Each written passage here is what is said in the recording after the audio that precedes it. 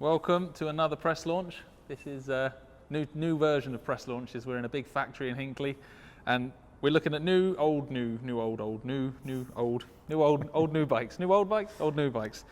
These are the Triumph Modern Classics. This is, and I hate being this gushing when I'm stood next to the man whose job it is to sell me them, but Bonneville's and Triumph are kind of the masters of this class. You know, Triumph have been doing the modern classic thing for 2 decades now, roughly. 2001, the bike came back into the lineup. So 20 years. Just shy of 2 decades then at the moment, and it's a class that Triumph have got genuine heritage in. You know, they're not sort of going, oh, we used to make bikes like this. You know, Bonneville's were Triumph. They started the modern classic thing for me, really, and this is the kind of latest update, latest Euro 5 spec, new paint, new graphics, lots of little changes all over the bikes. But first, we can't talk about the new stuff without talking about this. I was going to say, this isn't one of the new ones. This is not one of the new ones.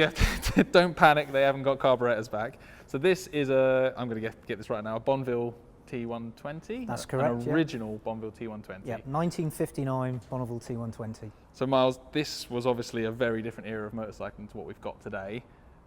Tell us about this bike and tell us what makes this particular Bonneville T120 and this model so special. Put your head into what was happening in the late 50s, early 60s.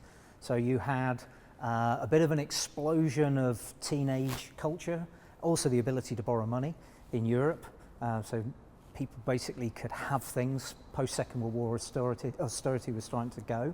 And in America, motorcycling post-Second World War was just booming and booming with high disposable income. You had a lot of that kind of music culture, pop culture, and this bike basically exploded into that scene. In Europe, twin carburetor, 120 mile an hour performance was how it was marketed. This basically created a sea change in what you could buy and how exciting a bike could be. And then this in America, really up against what you could buy in America at the time. It was lighter, much more performance. It had actually been designed to answer the request of the American market for more. And it pretty much transformed. Certainly it sold incredibly well, but it sort of set the benchmark. And I know it sounds like marketing, but this is an actual motorcycle icon, and this is the first generation. It was named after the Bonneville Salt Flats land speed record, so very exciting sort of story, and it was designed to be appealing in that kind of American British kind of way, which is why you have the sort of the chrome and the nacelles. And I mean, for me, people look at this and say that's a classic, but it wasn't then. This was a super bike then. This was, the fastest thing on 2 wheels. In fact, it was advertised as the world's fastest motorcycle because of the land speed record. Horsepower and weight on this, how far have we come since 1950? So this was the 650 Bonnie? Yes. 650. I'm going to say I think these were 45 horsepower. Your turn. I think you're pretty much on the money. You have I'm to say remembering that. Like 47. 47. Yeah. All right, there's a packet of crisps on this. Okay. Deal. Alrighty. So this is one that started it all. Let's go and see where we've got to. So the most important thing out of this whole video is that I got the answer almost right. Steve, he guessed 47 horsepower as well. Miles was 47. I was 45. It was 46 horsepower. But I'm going to say that I'm probably closer because it's probably dropped a few brakes since then. Can we not split it? We're not splitting hairs, but I won. I'm not competitive, but it matters. What you can see here is the full Bonneville range. It all comes from that kind of original 120, your base model Bonneville, but now we've got bobbers, we've got Speedmasters, we've got a million different color schemes. It's a platform that's really lent itself to customization. I want to talk to you a little bit more about the technical challenges of these bikes. So everyone at the moment, it's a boring subject, but Euro 5 is kind of closing the net on improving performance. You have actually managed to increase performance a bit and meet Euro 5. Yeah. What allowed you to do that? Yeah, so we've done, in terms of performance, we've done a couple of things. So internally in the engine, we've reduced some weight. So we've taken some weight out of the crankshaft, clutch, the balancer shafts. So obviously they're rotating mass. So any weight you can get out of that just helps the engine spin up a little bit faster. And then on this bike, on the T100, we've gone up 10 PS in power. Main ways of doing that is basically through the ports. So we've improved the breathing of the cylinder head effectively.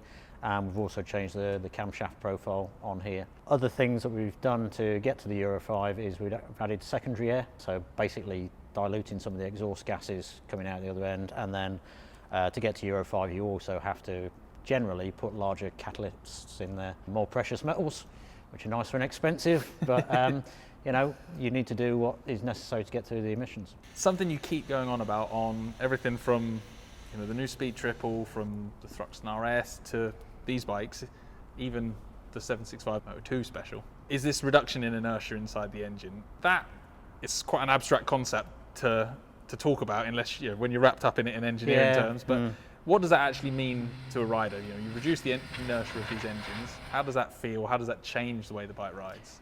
So obviously on the T100 we've got the extra 10 PS. On the other models in the range, you've still got the same peak power and peak torque.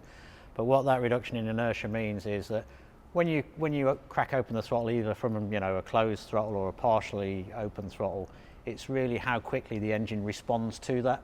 So that's really what you feel as a rider. It just feels a little bit livelier in terms of kind of that feel and that acceleration. So almost more noticeable than a power increase in a way, because it's every time you open the throttle. Yeah, exactly. So it is very much around that kind of feel that you get from it.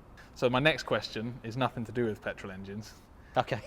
Yes, I can see the nerves on your face already. Now, I grew up riding petrol motorbikes. Electric bikes were toys. Yeah. Petrol motorbikes are motorbikes. The world's changing. Yep. I've become a bit of an advocate of electric bikes as well. I've ridden plenty and found that you can have fun on electric bikes. We'll always miss the sound. Where do you see these going? Because obviously these bikes in particular are all about heritage, are all about that feel and the character of old engines.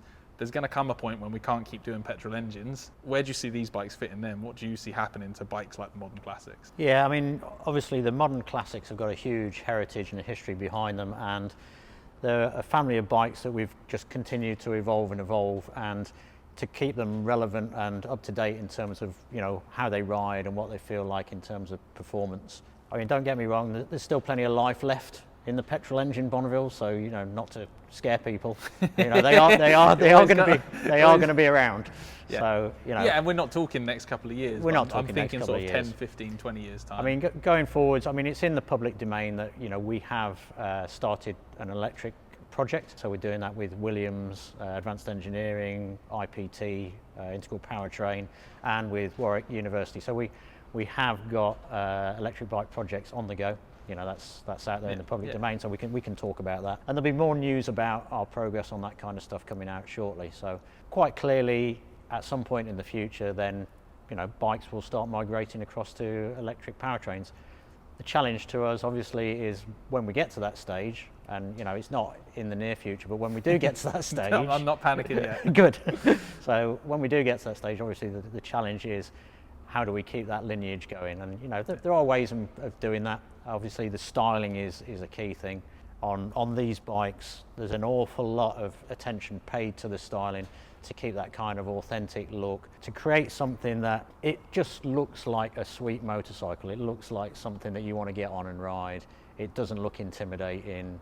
You know, for somebody coming into biking, it looks like something where you think, do you know what, I really fancy getting on and riding that. And that's the essence of what you're trying to maintain. Whatever powertrain you've got in it, that look and that style is quite an essential part of it. You know, everybody's got a huge challenge with electric going forwards in terms of how do you get that kind of character, that kind of adrenaline rush out of an electric bike. Luckily, that's a few years away yet. That's a few years away yet. And I think this will be the most interesting category. I mean, electric bikes are inevitable for sports, performance touring. You know, that you can kind of already see how that's going to work. But categories like this, where it's more enjoyment and heritage based, be interesting to see what happens if these ever end up electric. Yeah, it's an exciting challenge, isn't it? I mean, but as you say, in the meantime, these bikes will continue to evolve. We'll continue to make changes to them, you know, based on what customers are feeding back to us in terms of what they want. And a lot of what we've done with these bikes is very much on that kind of level. Thanks for watching, guys, and we'll see you soon.